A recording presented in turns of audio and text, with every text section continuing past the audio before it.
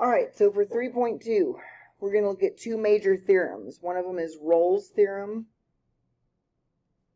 R-O-L-L-E, and it's his, so it's Rolle.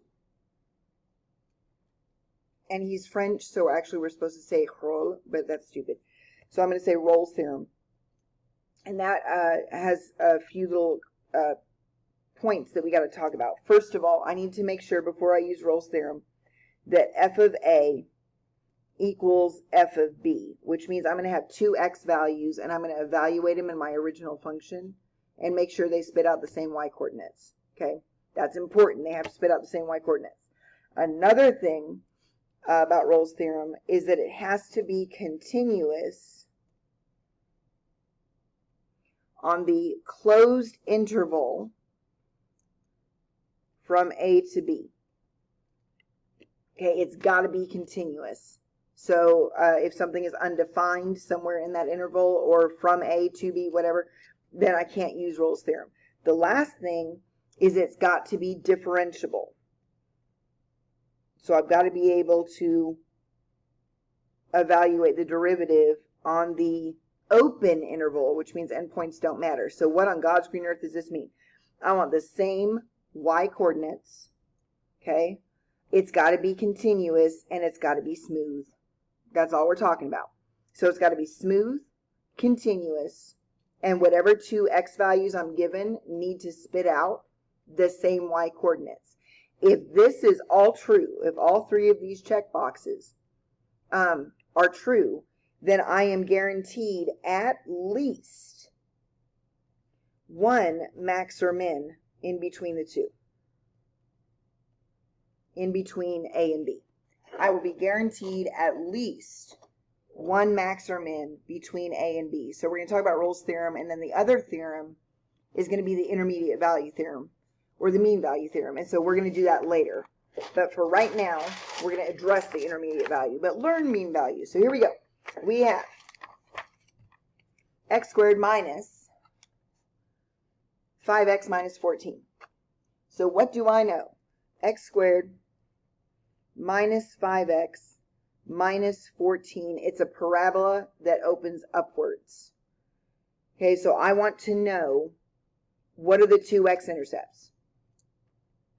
So set it equal to 0. We're just in algebra world right now.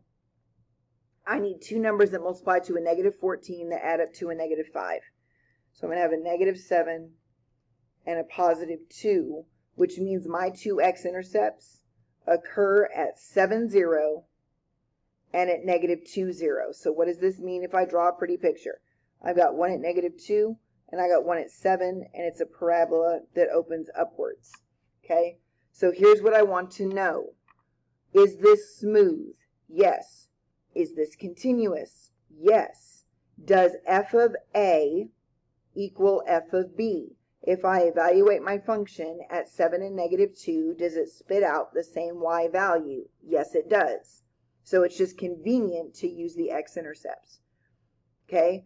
If all three of those are true, which they are, then that means I've got at least one max or min in between whatever I have on the left and whatever I have on the right. Well, looking at this, you know you have a minimum value.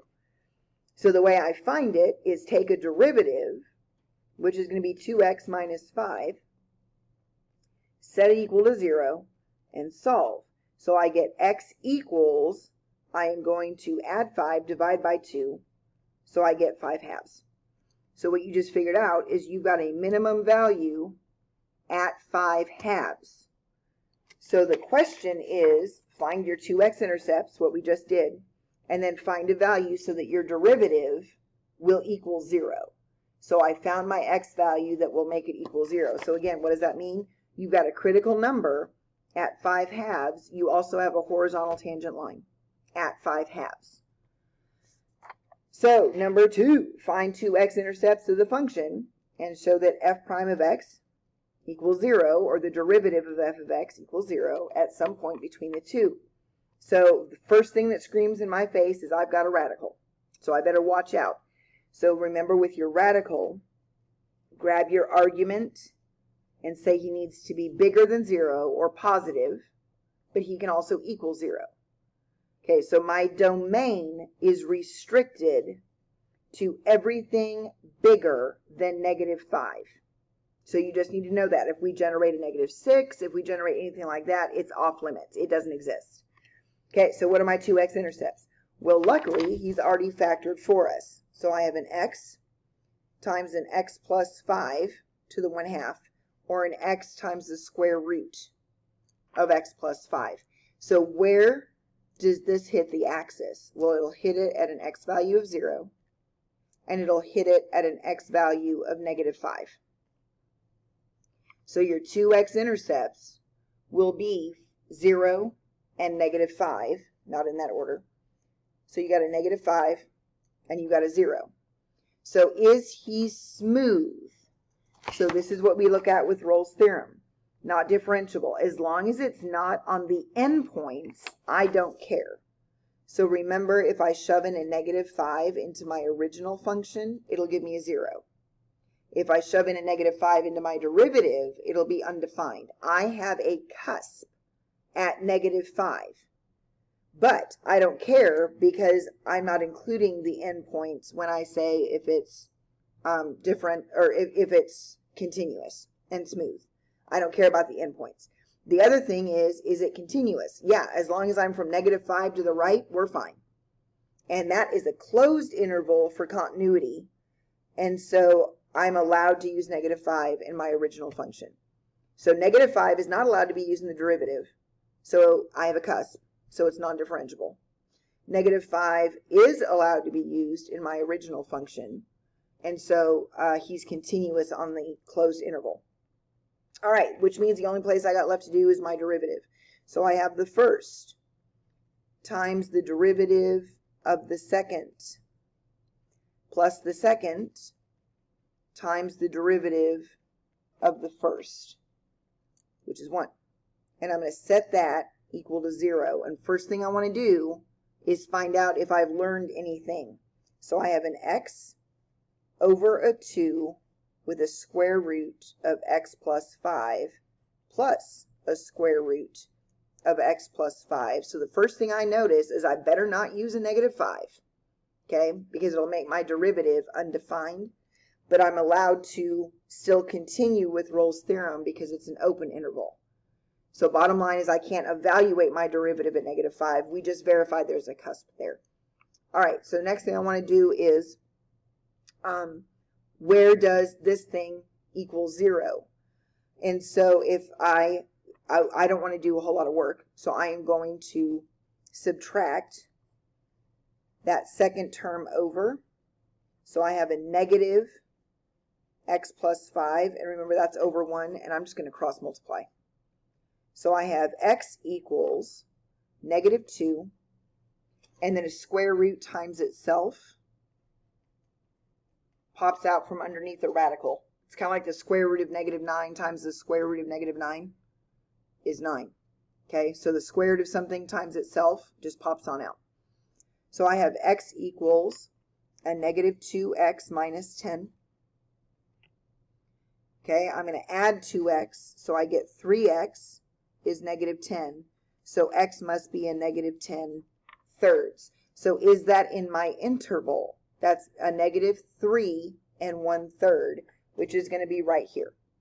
So you do have a max or a min. He was smooth on the interval. He's continuous on the interval. F of A equals F of B. So you have a max or a min on this interval. And that's what I'm worried about for that one. So yes, you do have a max or a min. All right, so I have, flipping, determine whether Rolle's theorem can be applied. So I have a parabola that is upside down. He got flipped, so I got a -x² plus 2x. Is he smooth? Yes, he is. Is he continuous? Yes, he is.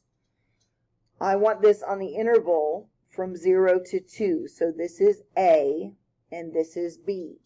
I can only continue if when I evaluate my original function at these two endpoints, I get the same y value. So if I shove in a 0, I get a -0 plus 0. So I get a 0 if I evaluate at 0. I get a negative 2 times 2 is 4, so negative 4 plus 4 is also 0. So f of a equals f of b. He's smooth, he's continuous. So I can use Rolle's theorem. So Rolle's theorem says take a derivative, set it equal to 0, because I've got at least one max or min on the interval.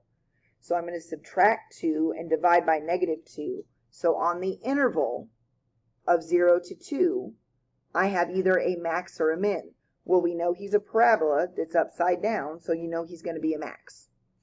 Okay? So you can do the next few. All right, so we're going to do number 5. So number 5 says x to the 2/3 minus 1 on the interval from a negative 8 to a positive 8. Okay, so is he continuous? Well, what does this mean? This means I'm taking a cubed root of x squared minus 1. Okay, so whatever goes in here, I'm going to square it, and I'm going to take a cubed root. Remember, odd roots can be positive and negative. So my domain is all real numbers. Everything is fair game. Okay, I already know when I take a derivative, it's going to be undefined at a specific number.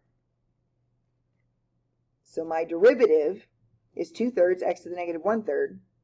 The derivative of negative 1 is 0. So I know he's continuous. I know he's not smooth. So at 2/3 cubed root of x, I'm going to have a cusp, because at 0, if I shove in a 0 here, he's going to be undefined. Okay, so can I use Rolle's theorem on this? No, I cannot use Rolle's theorem, because although he is continuous, yes, that's fine, he is not smooth on the interval, because I haven't even checked to see if f of a equals f of b, but if I go from negative 8 to positive 8, I've got a cusp at 0, so I stop. It's not going to work. Nothing's going to happen. So if I look at number 6, I have 6 sine x. I'm going to go from 0 to 2 pi. Okay, so sine is smooth, sine is continuous. Does f of a equal f of b? Do I get the same y coordinates? Sine of 0 is 0. Sine of 2 pi is 0. So f of a equals f of b. So I should be able to apply Rolle's theorem. I can apply Rolle's theorem. So my derivative is going to be 6 cosine x and set it equal to 0 and solve. I can divide both sides by 6. All 6 does is stretch or compress. It doesn't change where the maxes or mins are. It just changes how tall they are.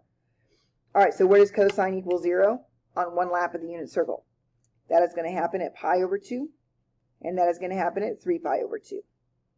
So those are your critical numbers. That is what Rolle's theorem guarantees you will have maxes or mins. All right, so let's look at this one. If we use tangent, so if we look at this, we should know, first of all, we have to pick a graph. Second of all, you own a graphing calculator. Third of all, is this smooth and continuous? Yes. Is this smooth and continuous? Yes. Smooth and continuous? Yes. Smooth and continuous? Yes. What's the issue? F of A does not equal F of B. Because if you evaluate at a negative 1/4, you're going to get a different value than if you evaluate at a positive 1/4. So I cannot use Rolle's theorem because f of a does not equal f of b. So now you can do these last. All right, so mean value theorem. We're going to come back with mean value theorem.